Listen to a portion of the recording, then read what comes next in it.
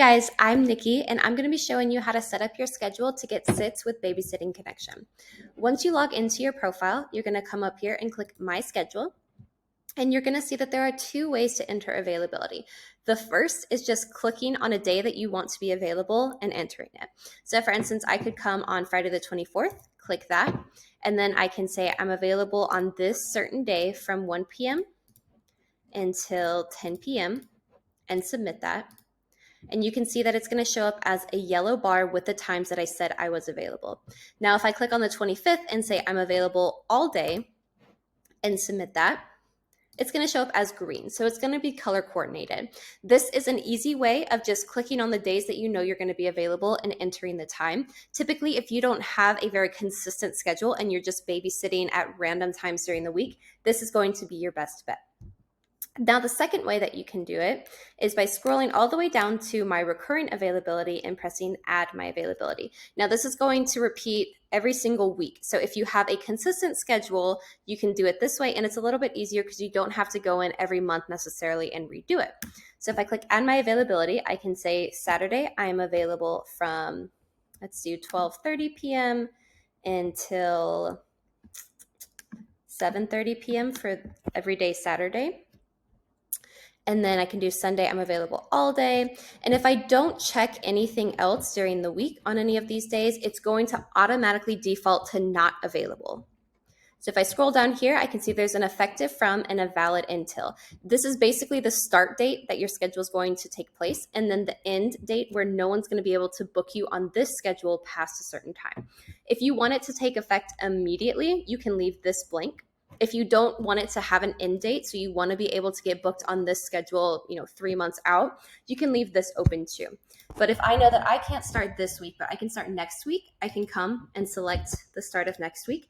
And then if I don't want to be booked 3 months out, maybe I'd say I only want this open until April 5th. And again, you can always adjust this later. Then you're going to press save. It's going to ask if you're sure, so you're going to confirm it.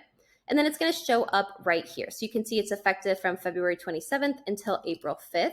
You can always press edit my availability if you made a mistake. You can delete anything you put on, or you can add time blocks here. And then just save it once you're done and confirm it again. Now, when you do it this way, you can see it says, Monday through Friday, basically not available. It's also going to show that on your calendar up here. So if I go to next week, I can see I'm not available Sunday, Monday, Tuesday, Wednesday, Thursday, Friday, but Saturday I'm available 12:30 to 7:30.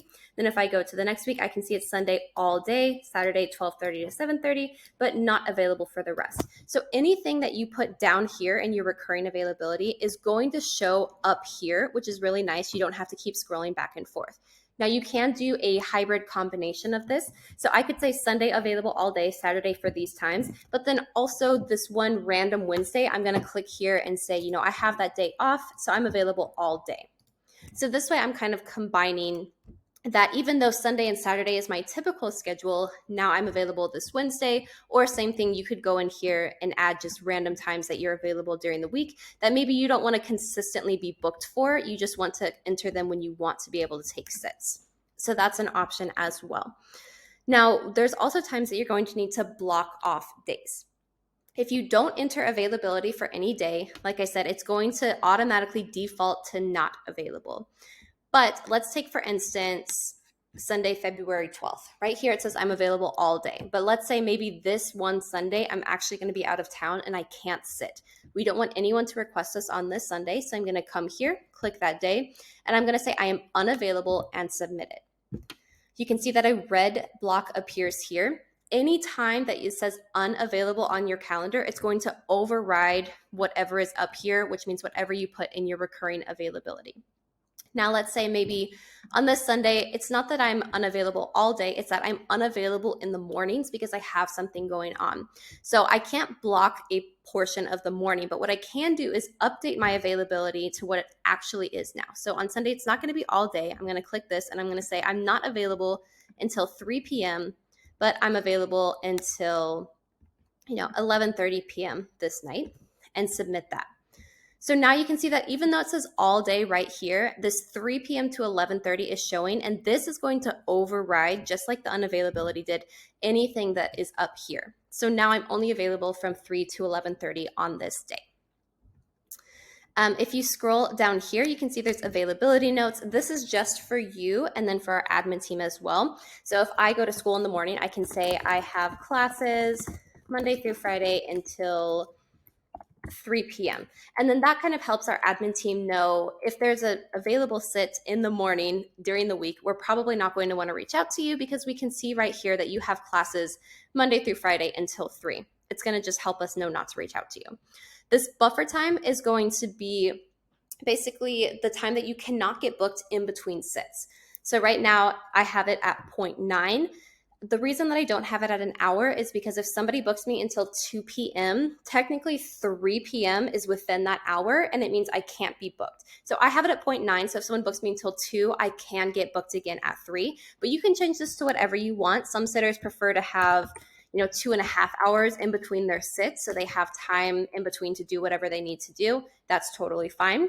And then over here, we have a maximum number of bookings you can have in one day. That's pretty self-explanatory. Some sitters prefer not more than 1, some not more than 2. We do have some sitters who will only take up to 3. And yes, you can get booked 3 times in one day. So make sure that you update this and then close out of that. So that's how you're going to set up your calendar. You can also, if you are doing the recurring availability, add another one. So you can see here I put Monday 27th through April 5th.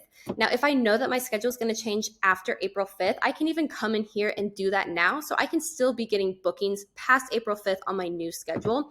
And I do that just by clicking add my availability.